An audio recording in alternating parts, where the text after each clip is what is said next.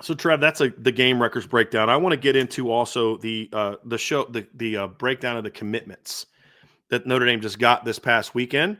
This past week, I should say.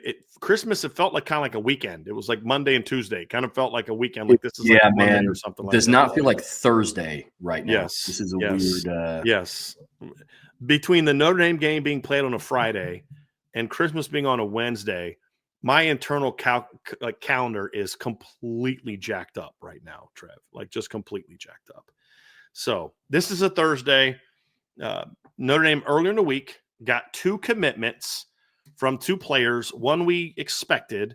The other caught us by surprise, to be completely honest with you. And so we're going to break down those 2 commitments and just kind of what happened there for Notre Dame and what to expect from those 2 guys that they got, why Notre Dame targeted those 2 players, and what you can expect from them and potential roles they could have. So the first bit of news, Trev, came on Monday.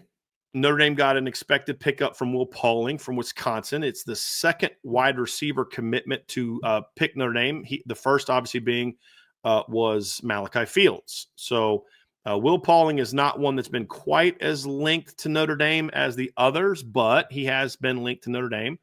We were made aware of that this was going to happen about a week ago, and so we expected that. Will Pauling has got some connections to the Notre Dame staff. He was originally recruited to Cincinnati by Mike Brown, the current receivers coach at Notre Dame. He signed with Cincinnati as part of the 2021 class. That year, he only played in 4 games, so he took a red shirt. The next year, in Mike Brown's last year at Cincinnati, he caught 12 passes for 122 yards as a redshirt freshman. Mike Brown took the job that offseason to go to Wisconsin. Will Pauling followed him and had a pretty solid season. 74 catches for 837 yards, 11.3 yards per catch, and 6 touchdowns. This season, Mike Brown leads for Notre Dame. Will Pauling does not follow him here. He has 42 catches for 407 yards, 9.7 yards per catch, 3 touchdowns, battled injuries all year, only played in 10 games. And he now heads to Notre Dame. Completely different player from Malachi Fields. Malachi is 6'4", 220. He's a pure outside guy, stretch the field kind of guy. Will Pauling is an Illinois kid. He's 5'10". He's about $190. In the last 2 years, Will Pauling has caught a grand total of 2 passes that were caught beyond 20 yards past the line of scrimmage. Both of them in 2023. One of them actually was against LSU in the bowl game, by the way. But this is a different kind of kid, Trev, that you're going to get short area, quick. Allegedly is really fast. He was in the Bruce Feldman freaks list as having really good 40 time, a guy that's really fast, a guy that's really, really strong. The really strong part we have seen in film, obviously. He is a very well built kid. There's no doubt about that. But as far as the speed, we don't see that play as much the way that he was used at Wisconsin. Quick game, slants, beat Alabama for a touchdown on a little short, quick play. Crossers, screen game, over the middle. He does a lot of work over the middle. Not a guy that stretches the field a whole lot. Let's talk about Will Pauling, Trev. What are your first thoughts on him as a player? We'll talk about the fit and why they went and targeted him here in a minute, but just want to talk about him as a player first.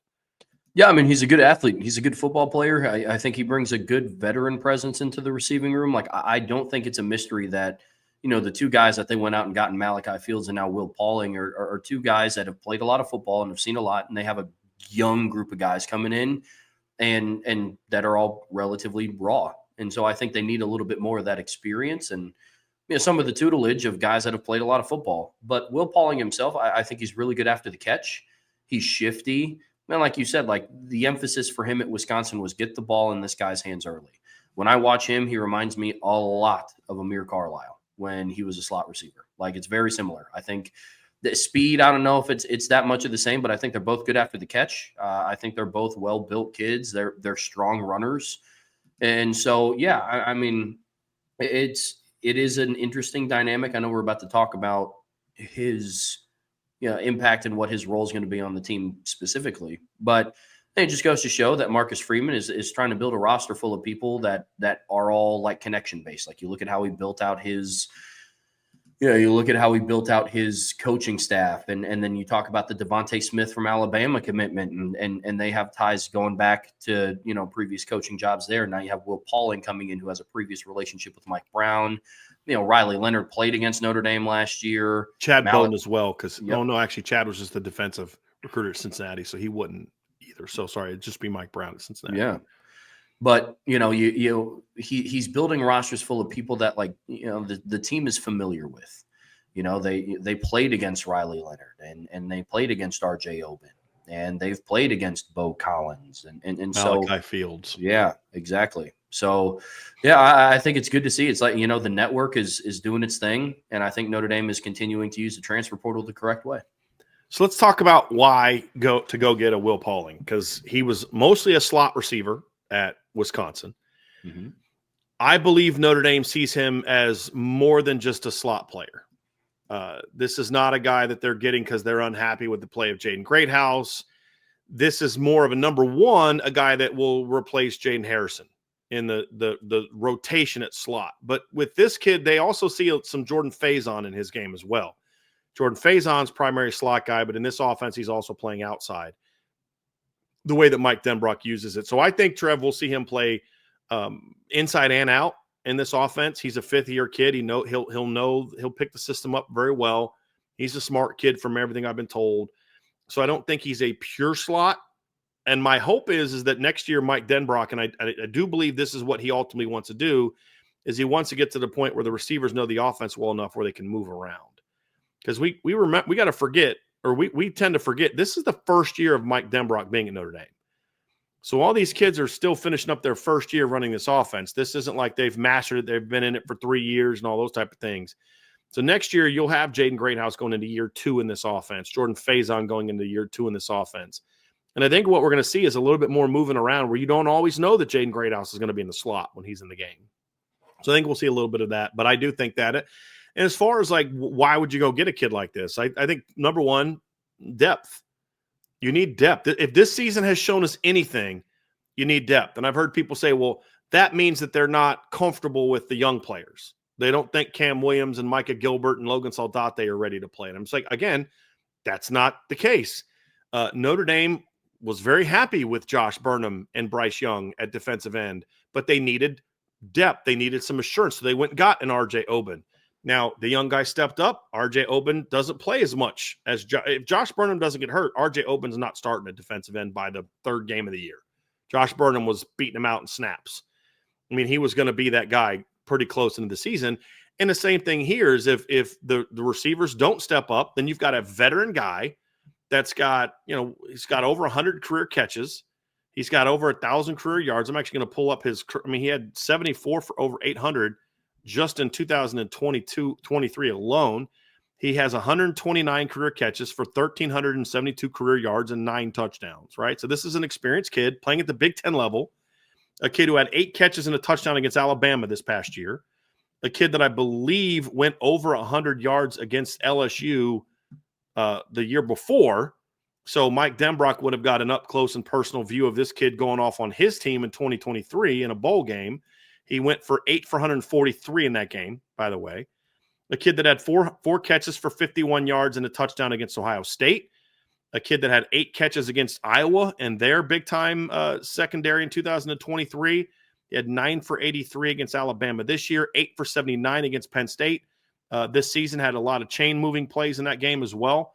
This is a kid that's got experience. So if Cam Williams doesn't show himself ready to play, if Micah Gilbert's not ready to play, if Logan Saldate's not ready to play, then you've got another experienced player to fill the void that is being left by Jaden Harrison and Chris Mitchell and Bo Collins being out of experience.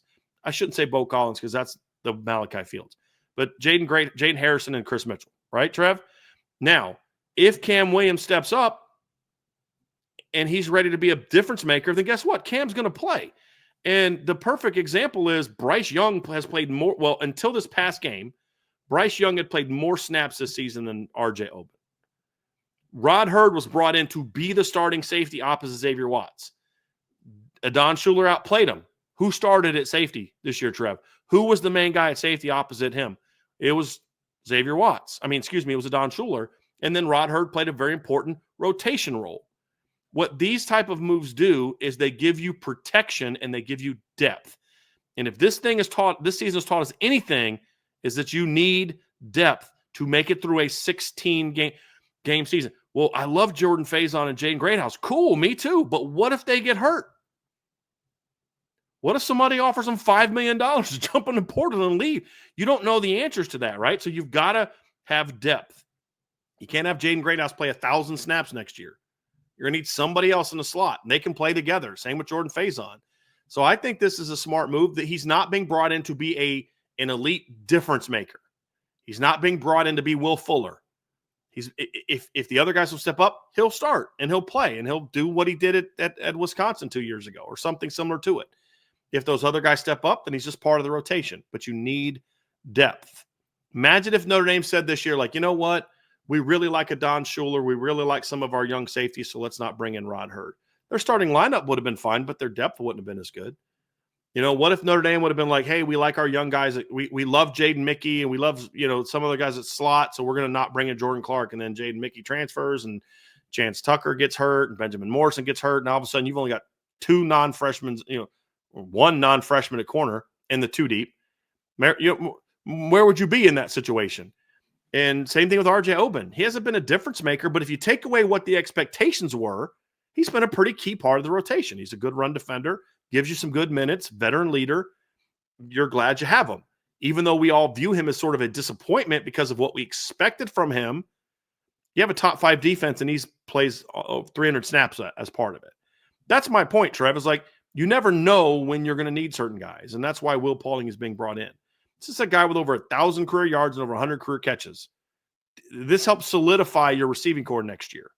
And then if the young studs step up, guess what? They're going to play, and we have evidence of this staff doing that, right? Where the transfer doesn't always come in and be the guy, right? And that's what they're going to be here with Will Pauling. Yeah, man. I'm with you. Look, I think both things can be true. I think you can believe in the young guys and be excited that Notre Dame has gone out and gotten 2 veteran receivers that have played a lot of football. What are the 2 things they have in common? Malachi Fields and Will Pauling have both been over 800 yards in college football seasons. You know what I'm saying? In Power 5 leagues. Yeah. Notre Dame hasn't had a wide receiver over 500 yards since Kevin Austin in 2021. Let's call a spade here. Like, if there's one glaring position group that has not lived up to expectations year in and year out, it's been the receiving room. Now, there have been varying factors for that, right? Like, I'm willing to admit that it's not just all the wide receivers, but at the end of the day, because I'm also a fan of the team, not just doing what I do here with Irish Breakdown. Every single year, I feel like I'm doing the same thing. 2022, man, they're young, but like, I believe in Lorenzo Styles, right. and man, they're going to, last year was like, hey man, Tobias is going to break out, and Rico is a good true freshman. And same thing going into this year. It's like, man, like, they got Chris Mitchell and a 1,000-yard guy and Bo Collins. And like, look, there's a common theme here if you guys are picking up what I'm putting down. And so I have no issue with Notre Dame going out and getting veteran guys that have proven themselves on the field and developing the young guys, because I would love nothing more than Micah Gilbert and Logan Saldate and Cam Williams to see the field next year in meaningful minutes, and to watch Jordan Faison and Jaden Greathouse and all of them continue their evolution into being good college wide receivers. But in order to do so, I have to look at things realistically, and I don't want to go on my 4th year in a row of saying, man, I really believe in these guys. Here we go. And then it looks more of the same. You know what I'm saying? So I think both can be true. I'm really excited about the development of the young guys, and I'm really excited about Malachi Fields and Will Pauling coming in. I think both can be true, man. So there's another pickup this weekend at tight end. Notre Dame got Ty Washington. He has a very interesting backstory, and I'm not going to get too much into why he was kicked off the Arkansas team this year, because I just don't know as much about it as I would like to in order to really speak intelligently about it. Here's all I will tell you is that it was not for a discipline thing. It was not for an academic thing. It was not for anything related to the law. It was not related to anything substance abuse related. It was simply related to him being told to go in the game and him choosing not to go into the game. And as I learn more, we'll get into it. But what I'll tell you first and foremost is this. I very much know that Notre Dame was aware of this situation. They did their homework and they felt comfortable with what this young man is about. So when you look at Ty Washington, he came from Arkansas. He's a Georgia native. Finished his career there with 14 catches for 212 yards. In 2023, he made 3 starts. He had 11 catches for 170 yards and 3 touchdowns that season. He had his best game that year in a loss to Ole Miss. So last year in 2023, let me pull up his numbers here real quick. As I said, he caught 11 passes for 170 yards. He caught 7 for 90 and 2 touchdowns against Ole Miss. The next week against Alabama in a three-point loss to Alabama, he had 1 catch for 24 yards. The next week against Mississippi State, he had 1 catch for 19 yards. And then the next week at Florida, 2 catches for 17 yards, and he was out for the year. So all of his production, 11 for 170 and 2 touchdowns, came in a 4-game stretch. This year, he did not play a whole lot. He had 1 catch for 23 yards and a touchdown in the opener. Didn't really play a whole lot after that. Battled injuries and had some other things going on. So this is not a guy that's played a ton of football. He's had some level of production, right? But here's what this one is about. Somebody said, "Well, are they worried about losing Eli Raritan or Cooper Flanagan? This is not what he was brought in for. This is a depth player. This is a guy that you're bringing up to play part of a role because you're a team that likes to use multiple tight ends. Eli Raritan and Cooper Flanagan are your dudes at tight end next year. Ty Washington, of course, he'll get a chance to compete. Everybody gets a chance to compete, but he's not being brought in with the expectation that he's going to beat out Cooper or Eli, right? He's being brought in to provide that depth piece behind those 2 guys. Now, that doesn't mean they don't like Jack Larson. It doesn't mean that they don't like James Flanagan. It doesn't mean they don't like Henry Garrity. It doesn't mean they don't like their young talent. But again, this is insurance. What if Jack Larson's not ready? What if James Flanagan's not ready? What if Eli Raritan or Cooper Flanagan miss games again because of injuries? You now have a veteran player that you can come in and say, hey, he's going to provide some depth for us. Now, I do know that there's other tight ends that they looked at, some guys that are a little bit higher level, but they weren't willing to commit. You're going to start for us. They were some of these higher level tight ends that they went after. It was told, from my understanding, is you're going to come in and compete and be part of this rotation, but we love these guys. And so that's why they missed on some of those guys. And they ended up getting Ty Washington because he understands what his role is going to be. You're coming to Notre Dame to be part of a unit. And you may get 5 snaps a game. You may get 20 snaps a game, right? Who knows what it's going to be, but you're coming in to compete. This is a depth addition. This is a kid that's got some athleticism. This is a kid that's got some pass blocking skill. He can stretch the field a little bit. He can work the middle of the field. He's a competent blocker from what I've seen on film. Like, he can handle himself in a run game. He's 6'4", 247. He can be a movement guy. You know, Trev, on a lot of the movement zone stuff as the number 2 tight end, split flow zone, blocking on the perimeter and things like that. So he brings some skill set to the table, but you have to understand what he's being brought in for. He's not being brought in to be the next Michael Mayer. He's not being brought in to be the next Mitchell Evans. He's not being brought in to be the next Tyler Eifert.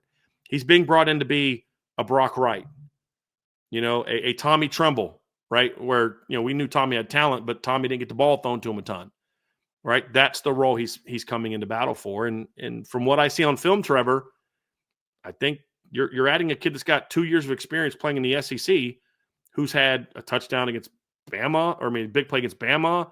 He's had almost a 100-yard game against Ole Miss in competitive games. This is a kid that's played some legit minutes and has played against some, top-level programs, and he understands what he's getting himself into. So I for that reason, if I like to pick up a lot for what I know they're asking him to be at Notre Dame. Yeah, absolutely. I love this pickup for a multitude of reasons. It's weird to think that, fast forward to now, Notre Dame now has 2 kids from the transfer portal from the SEC. It's a big step up from getting the Harvard guys. You know what I'm saying? I also think it's interesting, too. Like, I don't mean this in any negative or a positive way, like just an observation. I think this is the first tight end they've ever taken in the transfer portal. I don't know if they've ever taken another guy. Not as a scholarship guy. Not a scholarship guy. Yeah. I think they had a transfer tight end, like a walk-on type kid, I believe. couple years ago, but it was like a grad transfer walk-on type of guy. They've never taken a scholarship guy at tight end in the portal. I don't believe. Yeah.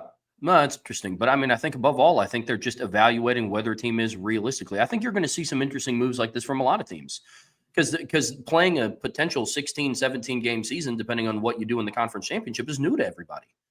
And, you're starting to see, like, I think it's coming at an interesting time where now, like, you can offer more scholarships to players and you start doing all these other things. And I think a lot of it is an assurance policy. And what are you going to do? You're going to go get proven guys. You're not going to fill your roster and spend your entire nil budget and make empty promises to just going out and getting like the premier cream of the crop guys just to say, look who we got in the transfer portal. I think there's schools that will try to do that, but it's all depth. You have a guy like Eli Raridan. I think his ceiling is extremely high, but he's battled injuries his entire time here. Right. You have a guy like Cooper Flanagan, who I think, again, has a bunch of upside. But he's kind of been like, he's going on his third year of being like the third guy. Yeah. Or second year of being the third guy. Yeah.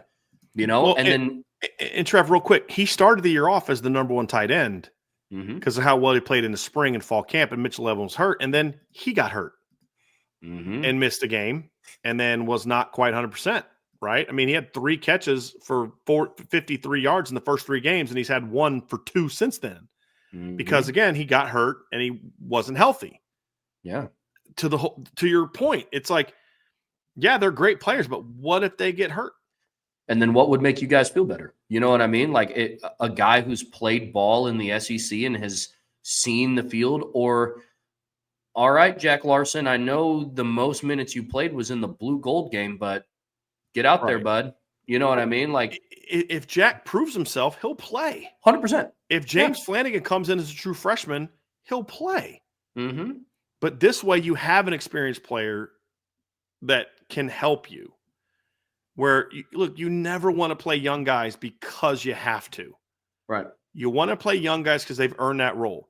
Mm-hmm. And as we said with Will Pauling, if Jack Larson goes out there and outplays Ty Washington in practice every day, guess what? He's the number 3 tight end. Mm-hmm. If James Flanagan outplays Ty Washington and Jack Larson, he'll be the number 3 tight end. Mm-hmm. But now you have that depth piece in there, because I love the point you made, Trevor. You're trying to build a roster that's going to have to play 16 games. And you need to make sure you're not just assuming that young guys can play. Have some protection in case they can't. Yeah. Have some protection in case they're not ready. Mm-hmm. And I think they'd be silly not to do that. And he's got 2 years of eligibility remaining also. So it's not like he's going to be one and done, and then you're going to have to turn over a lot of guys again, because next year is going to be Eli Raridan's last year at Notre Dame. And this offseason, you're losing Mitchell Evans, you're losing Kevin Bauman, and you're losing Davis Sherwood from your tight end roster this offseason. And so far, you've only replaced him with James Flanagan. Now, James Flanagan's a dude, but he's one dude. They're losing 3 players. One dude, one guy that could have been a good player at Notre Dame if not for all the injuries, and then another guy that's been a bit of a utility guy the last couple of years in Davis Sherwood. Ty Washington I look at it like Ty Washington's replacing Davis Sherwood. I'll take that. Yeah. Yeah, I would too. I mean, it's about adding depth, And I mean, it's one of those where, yes, like you want to continue to build through high school recruiting, which I think Freeman and Chad Bowden and his company has shown that they are willing to do. But there are some things that you need an immediate return on. And an immediate return is getting a guy that has already played college snaps. I mean, if it, like Bryan, you said it perfectly. If this season has shown us anything, it's the fact that if a player, has a potential to get hurt, they will get hurt. Look at Notre Dame's defense, man. They are thin right now. I mean, Notre Dame started out the season losing their left tackle. By game 3, they were down their center and their right guard. So it's just, I mean, they lost their center, their right guard, and their starting Viper in one game. Mm-hmm. So it's just, to me, my mindset is just like, you can never have enough of anybody. I mean, like per the rules, you can. And your number 3 cornerback quit the team 2 weeks later. Yeah. Yeah. And then 2 weeks after that, your All-American junior captain corner was ruled out for the rest of the season. With an injury. So, yeah. And so you can just never have enough depth pieces. Like, I have enough faith and trust in this coaching staff that whoever they're bringing on isn't to just like give them a jersey, like it's to come in and contribute in some fashion. Well, what did you need Chris Smith for 2 years ago?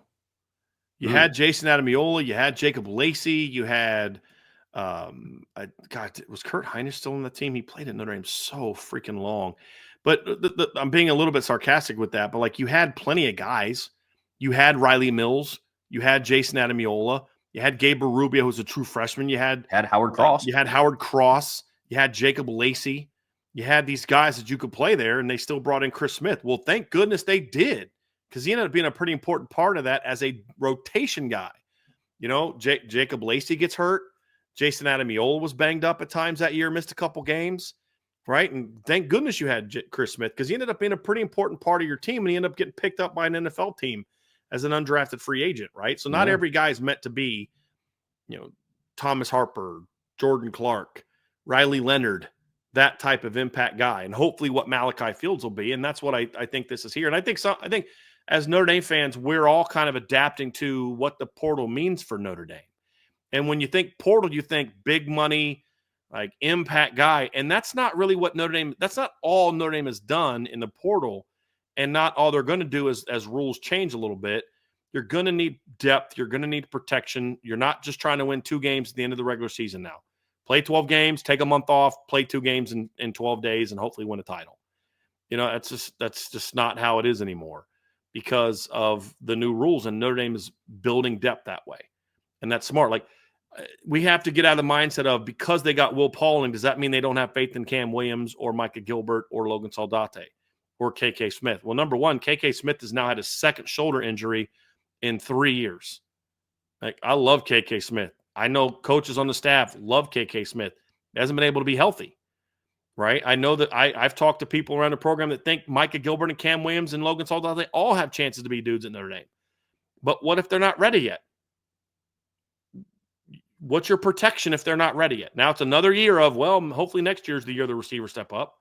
You bring in a guy like Will Pauling, you bring in a guy like Malachi Fields, and if those guys do become dudes, you play them too. Right? There's no rule that says you have to play those guys. And that's why you bring in Will Paulings and you don't go get Barian Browns and the Dane Keys as that number 2 receiver, because those guys are going to command a lot more money. And if they're not getting the ball, you don't know how they're going to be. You don't know how they're going to be. You know how Malachi Fields is going to be, because he's going to be your dude. But you know how Will Pauling is going to be, because Mike Brown has a 5-year relationship minimum with this kid, because he recruited him out of high school. He knows whether or not this kid's going to buy in. Now, here's my concern.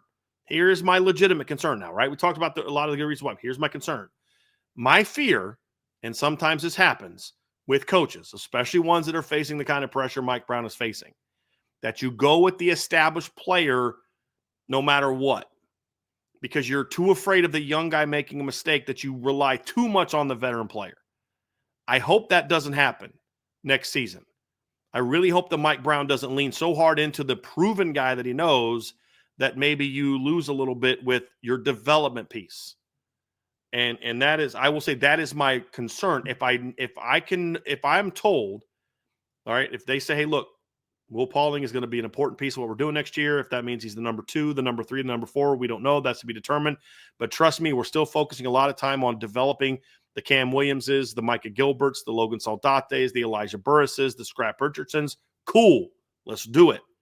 But if the development falters because you're focusing on him and the starters, that's where I will have a problem. Now, I don't know that that's going to be the case. If they tell me that, fine. It's great that you tell me that. But I need to now see it. Or I need to see it in the spring and see it in the fall. That you're like, I don't care who you get in the portal. If you're Mike Brown and Mike Denbrock, I don't care who you get.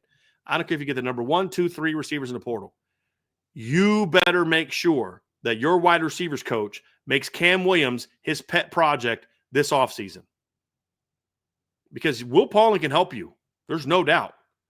There's no bigger addition that you're going to be able to make to your receiving core than a coached up, locked in Cam Williams, talent-wise. Not a one. That's my only potential drawback, where when you don't have that veteran transfer guy, you have no choice but to coach up the young kid. See what I'm saying? So as long as you still coach him like you have no other choice while doing the other, then I'm cool with it. But if the development takes a back seat to the present, like, the best coaches can coach the moment and coach the future at the same time. That's what the best coaches do. That's why Nick Saban won year after year after year, despite losing tons. We kept waiting for when during. Hey, this is the year Alabama takes a step back. This is the year. Look, you can't lose 15 draft. You can't lose 12 draft. You can't lose this much and take a step back. And they just keep winning. Why? Because the development top to bottom was elite. And that's where Notre Dame has to be. So, yeah, get Will Pauling, get Malachi Fields, but don't freaking stop coaching up Cam Williams and Micah Gilbert and Logan Saldate and those guys either. It's got to be both. It's got to be a both and. No, and if they do that, Trev, then I love these pickups. Yeah, 100%. I say it all the time. It's got to be an and. I think too many times people live in they divide themselves and like live in these two worlds of, well, we either have to only play the transfer portal guys that we get, or we play the young guys. Like it's both, man. I mean, that's where the phrase, reload, not rebuild comes from, but Notre Dame will get to that point. I firmly believe it. They're recruiting at a high level. So they'll get to the point where they don't have to go out and get Malachi Fields every year. But right now they do. And Notre Dame has done a really good job of addressing the needs that they have in the transfer portal. My thing is like, I agree with you, but it's like, okay, then still bring him in. Like, let's say Cam Williams had a freshman All-American season. Okay, still bring in Malachi Fields because now you have him and Malachi Fields and Will Pauling, right? Like, that's the thing is like, well, just because this guy's good doesn't mean this guy doesn't have value. And that's where I think we as Notre Dame fans need to kind of redirect our minds a little bit and say, hey, listen, just because you have this guy, like running back's a different animal. There's zero need to go get a portal running back. Zero. You're good, right? Receiver, even if Cam Williams stepped up and had 35 catches for 600 yards this year, I'd still want him to go get Will Pauling because now you have Cam Williams, Jordan Faison, Jaden Greathouse, and Will Pauling and Malachi Fields. You know what I mean? Like, do both of those. It's just you may not need Malachi to be as the one as you need him right now. You know what I mean? So, like, maybe he comes in and he's the 2. And then how difficult is your offense going to be if you have a number 1, like what we hope Cam can be somewhere down the road? Then you're even better. You know what I mean? So that's where I want to see him get to. And if they get there, then it's going to be fun to watch. But the development at receiver is going to be one of the biggest storylines this offseason. And I don't care. I love Malachi Williams, and I like Will. I don't love Will Pauling. I like Will Pauling. He does some good things. But development of what's already here is going to be what determines whether or not this is a championship caliber receiving corps next season or just a good one that you can win in spite of to some degree. Can we be honest about something? If Notre Dame wins the title this year, it's to some degree in spite of the receiving corps. And what I mean by that is not that they're constantly holding you back, but they're not the reason you're going out there and winning.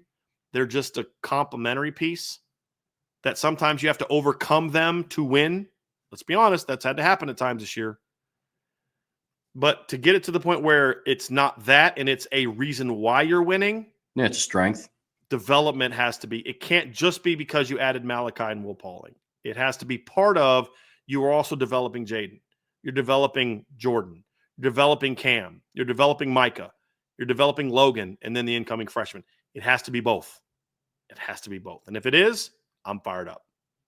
I'm fired up. This team's going to be really dangerous next year if it's both. They're going to be really dangerous regardless, but then it's like, okay, now it's like, I don't know how you stop this offense at that point in time, right? So anyway, Trev, we did have a couple super chats I want to quickly pull up before we get going. Michael Hostetler sent a couple of those. I appreciate that, Michael. Michael, if you're still here, I don't know if there was a question that you were trying to ask with your super chat. So if you're still here, I got 2 more super chats I'm going to get to. Throw your question in there. If for some reason you don't get it into me before we end the show, I will pull it up tomorrow just in case, because usually sometimes when people throw 2 super stickers like that, it means they were trying to get a question in, but it didn't get snagged like it normally does. So if that's the case, just let me know, Michael, and we'll get you squared away. So go ahead and get that in there now if you had a question. Then we had the Duder with a super chat. Thank you, the Duder. Notre Dame is going to handle its business on New Year's Day. They have been next man up all season, and Notre Dame has prevailed. Georgia is good, but we are better. All about trust, baby. Notre Dame will play lights out. I hope the Duder is right, Trev. Love that energy, dude. I mean, we'll talk about this again next week, Trev, but I mean, it's such a narrative killer if they win this game. That's not as big as winning and for the short term advancing, but it's like from a macro standpoint, it's the biggest aspect to just the narrative about Notre Dame Oh yeah. is Yeah. winning a game like this. And they can give all the excuses they want. Everyone's going to know. Everyone's going to know. So, yeah, dude, it'd be huge.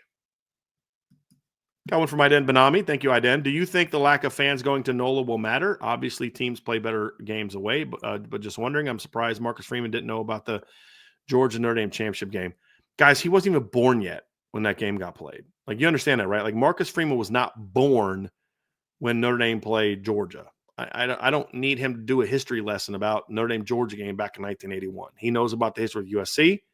He knows about the expectations for Notre Dame. I don't need him to know about the game that got played on January 1st of 1981 for a guy that was born. Let me pull up Marcus Freeman. When was Marcus Freeman born? I believe he was, because he's 38, right? So he was born in 1986. He was -5 when that game got played. You know what I'm saying? Like, I don't need him to know that one. Yeah, and I mean, at the end of the day, let's call a spade here. I mean, him knowing what happened in the 1981 game is going to have literally zero outcome to what happens in the 2025 game. Gosh, I can't believe we're already saying that. Right. 2025? Ugh. It's weird. Right. As far as Notre Dame's not going, I mean, look, number one is this is what happens when you allow tickets to your home stadium to be sold for hundreds and hundreds of dollars. It makes it harder for people to go to multiple games. So that's number one. Number two, I don't know that there's not going to be a lot of Notre Dame fans down there. The thing that makes it hard to track Notre Dame fans going to games is because Notre Dame fans are from all over the place. So, I mean, all these tickets being bought by people in Georgia, well, some of those are going to be being bought by Notre Dame fans. I know that for a fact. So and we'll see. But honestly, this team has played really well on the road. This team plays really well in those hostile environments. They have this year. And so it's a loud Georgia crowd. I don't know that I'm necessarily upset with that one, to be completely honest with you. And then we have a last super chat here from War of 1812 Stop Motions. Okay. Why pass on JC Anderson? Well, this is my opinion. I was not telling you that Notre Dame is going to pass on JC Anderson. I'm going to tell you why I would as of right now. I wouldn't say pass on him, but I'm definitely not taking him right now. I would want to see him. I want to get him to camp, see his senior film. I see a big, tall kid, 6'7", 230-ish, that has good skill. He can catch the ball, but I just think he's not an elite athlete. Like, he's good for his area, but I think he lumbers a little bit. I'm curious about what kind of coordination he's going to develop over the next 2 years.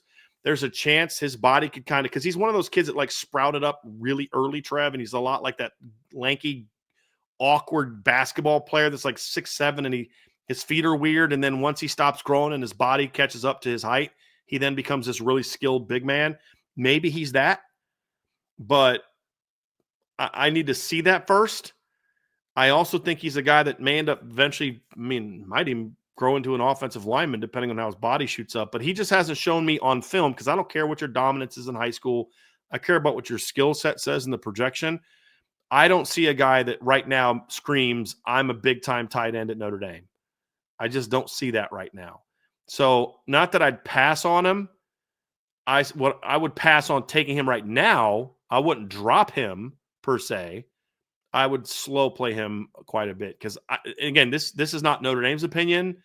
I haven't talked to anyone at Notre Dame about JC Anderson. This is 100% Brian Driscoll's opinion on JC Anderson, and I just haven't seen anything on film yet that makes me say, holy moly, you got to go get that kid. Yeah, now that may come, but as of right now, that's what I see from him, Trev. So that's why I would pass on him. I don't know if you've had a chance to watch him or not yet, but that's not too much. No. Yeah. So I just want to let you know, that's why, for me, I would say not yet. That's a position where Notre Dame's got to be a little pickier and really continue to up, especially since you just got James Flanagan. He's a dude. I want more dudes and different types of dudes, and there's no reason to rush. It's December of their junior years. We got time, right? They don't have to make those decisions now. I would wait, to be completely honest with you, on him right now. And if he goes somewhere else, then he goes somewhere else. You're Notre Dame. You should be able to get some tight ends. Should. We'll see how that goes. But anyway. So, Trev, that's it, man. I don't see anything from Mr. Hostetler. So if he does put something in later, I will try to save it, screenshot it, and get it up there tomorrow. All right. So why don't you go and take us out of here, my man? Yeah, you got it, guys. Well, hey, thank you for being with us for the better part of about 3 hours. We have a lot more Notre Dame versus Georgia content coming up. Brian and I will be back here at 1 o'clock tomorrow to break down the Notre Dame defensive matchup against the Georgia offense. Going to be a lot to talk about there with Carson Beck being out. And so it's going to be a lot of different things that we're going to cover. And then obviously we'll have shows. Well, today is Thursday, so we'll have shows on Saturday as well, and then we'll be starting back up again Monday, Tuesday. But we will always have content coming out leading up to this game. So before you guys get out of here, be sure to hit that like button, hit that subscribe button, hit the notification bell, and share this podcast with your friends and family, anybody else that you know loves Notre Dame as much as you do. And as always, the best way to support us is if you go to our message boards at boards.irishbreakdown.com. We're going to have some film breakdowns coming out. That's where we post exclusive content dedicated to our message board people. So for Brian, I'm Trevor. We will see you guys back here tomorrow on the Irish Breakdown Podcast.